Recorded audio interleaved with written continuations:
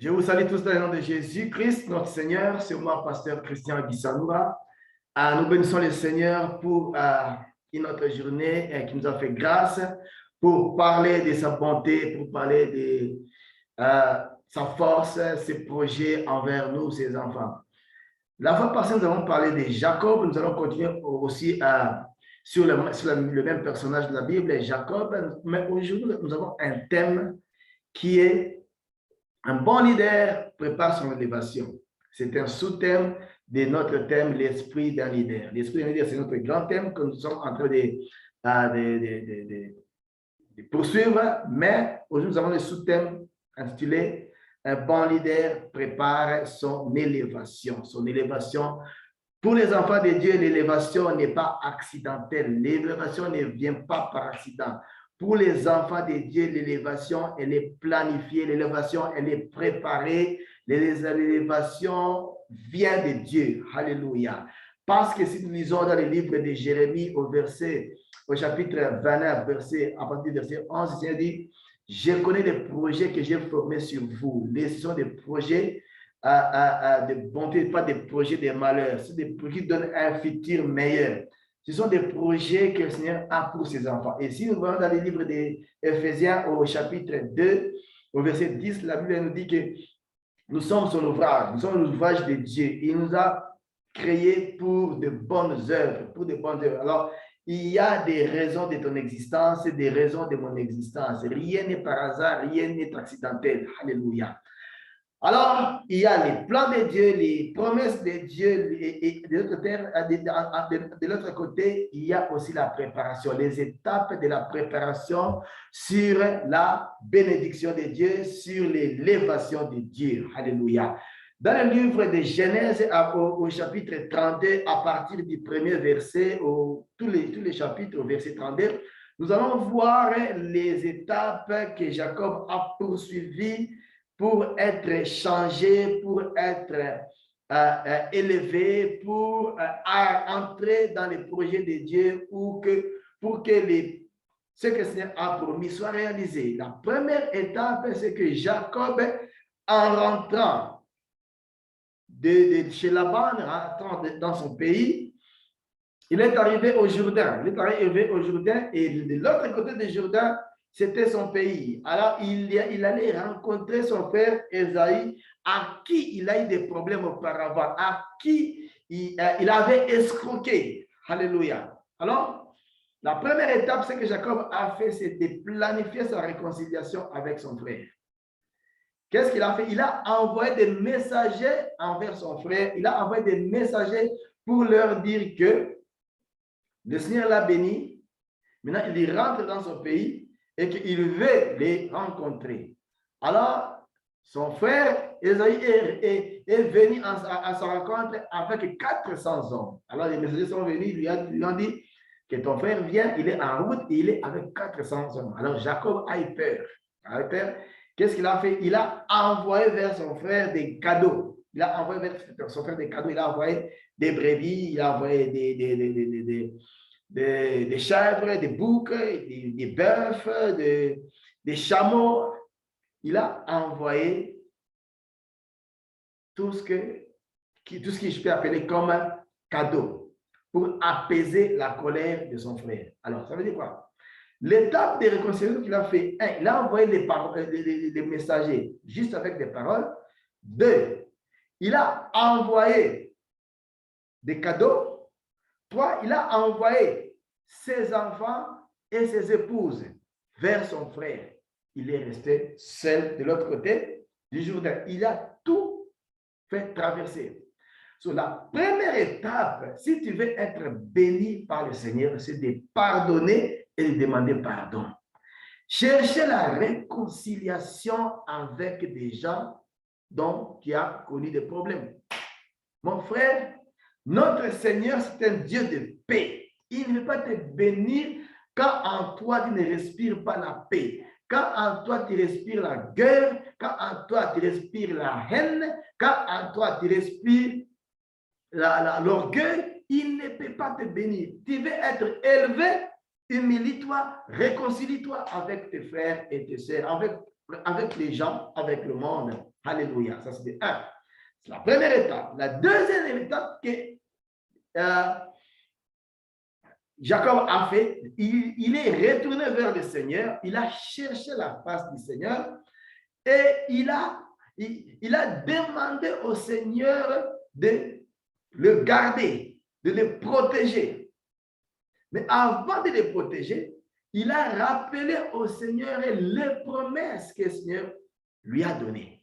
En d'autres termes, si tu veux préparer ton élévation, sois en bon terme avec tes prochains et de Dieu, sois en bon terme avec Dieu. Alléluia. Ça veut dire quoi? Il a fait tout traverser, tout ce qui pourrait être une distraction, et puis il est resté seul. Il a fait le seul à seul avec le Seigneur. En d'autres termes, comme Jésus a dit, la plus grande loi, ou bien le plus grand commandement, c'est d'aimer le Seigneur ton Dieu de toute ton âme, tout ton cœur et de toute ta force, et aimer ton prochain comme tu t'aimes toi-même. Alléluia. Ça, c'est les deux plus grands commandements. Et c'est ce que Jacob a fait.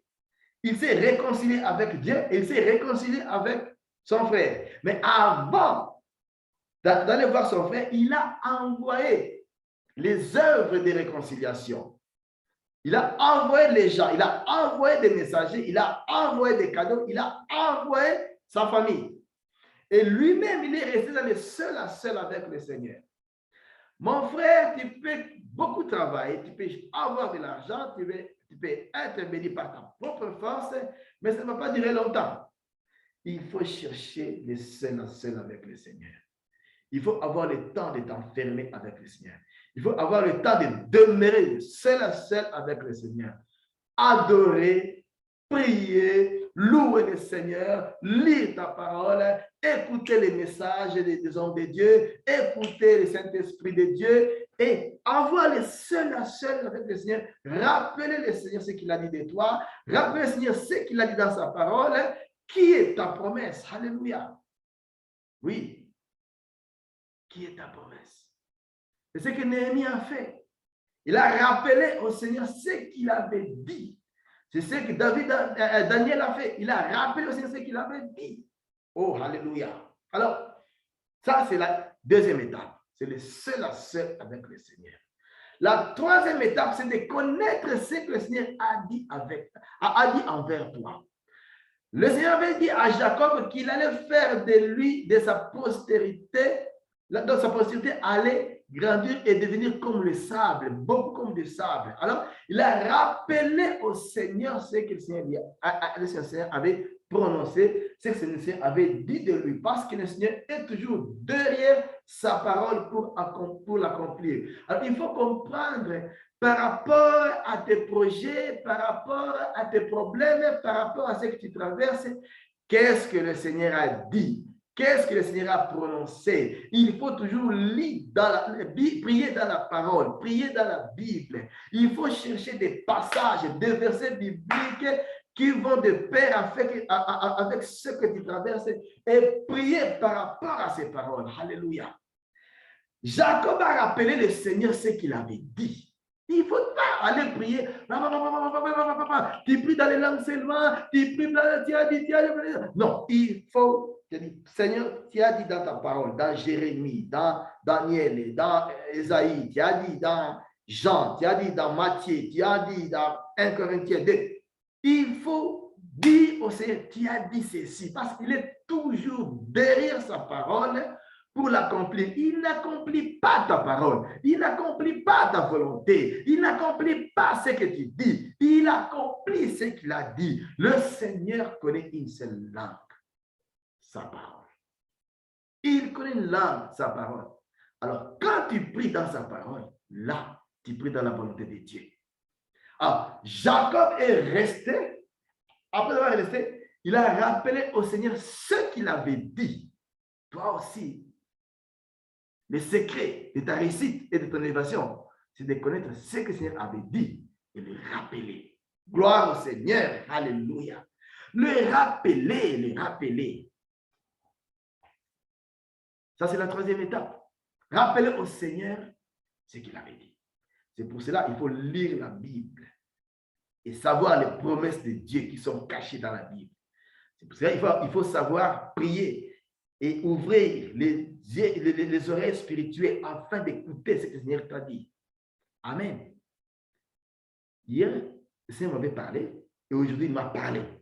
Alors, je connais ce que le Seigneur veut que je fasse l'année prochaine.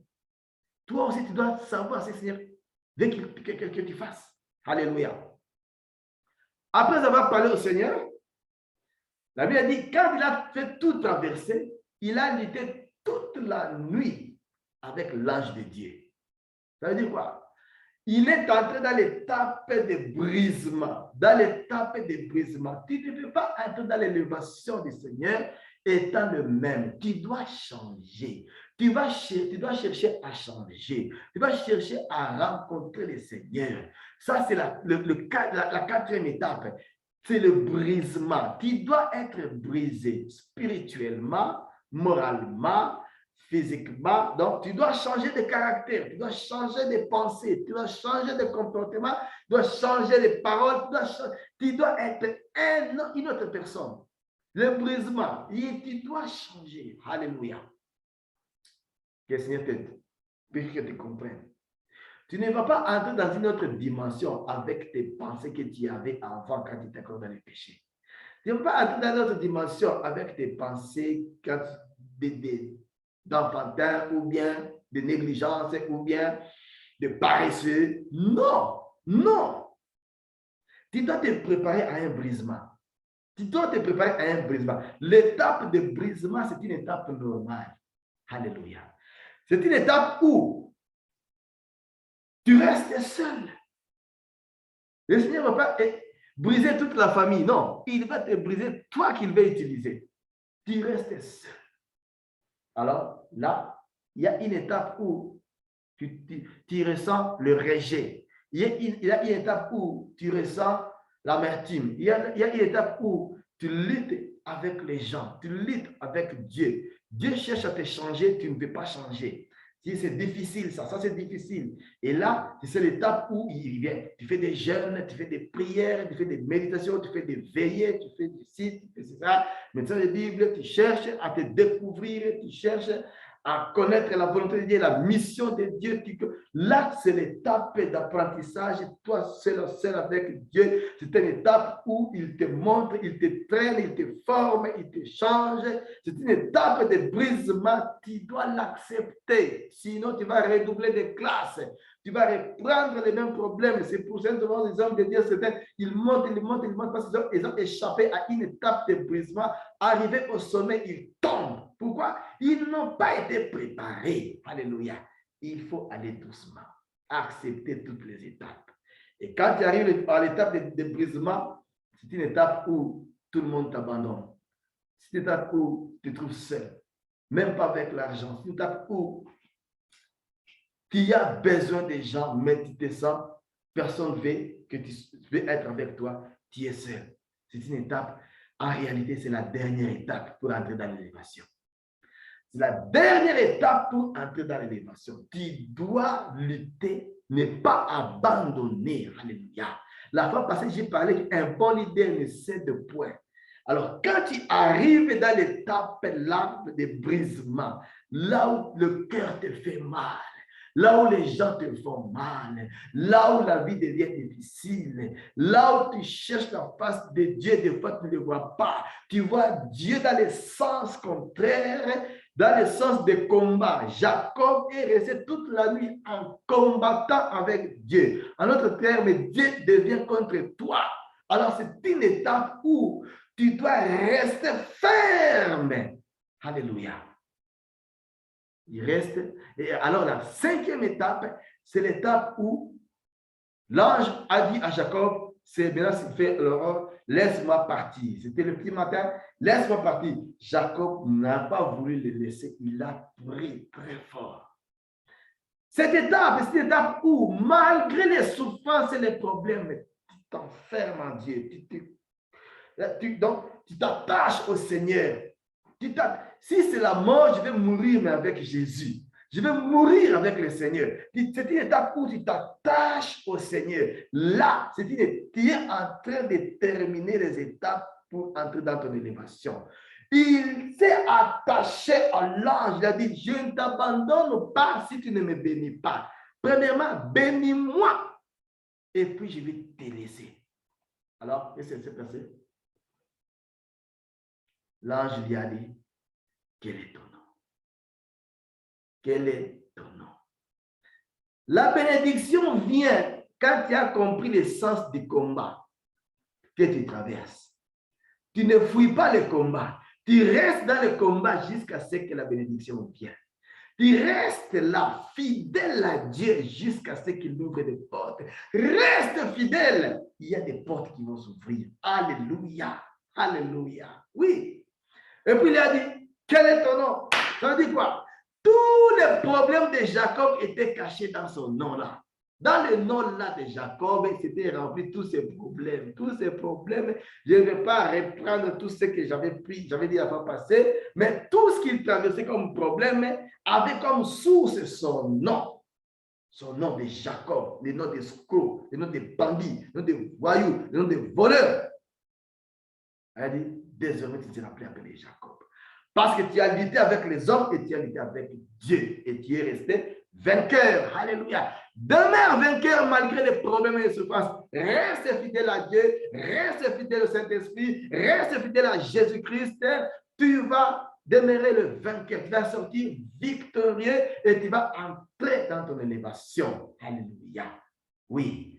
Que le Seigneur te bénisse. Que le Seigneur soit avec toi. Qu'il te prépare. Toi, tu es un bon leader pour entrer dans ton élévation. Merci Seigneur, merci pour ce moment, merci pour ce message d'aujourd'hui. Père éternel, prépare-nous à entrer dans ta volonté, à accomplir ce que tu as fait de nous, ce que tu as créé de nous, de devenir tes messagers, de devenir tes envoyés, Père éternel. Roi de gloire, Dieu puissant, nous sommes là à ta disposition. Dans le nom de Jésus, nous avons ainsi prié. Amen, amen. Shalom, shalom. Que Dieu vous bénisse. À la fois prochaine. Merci beaucoup.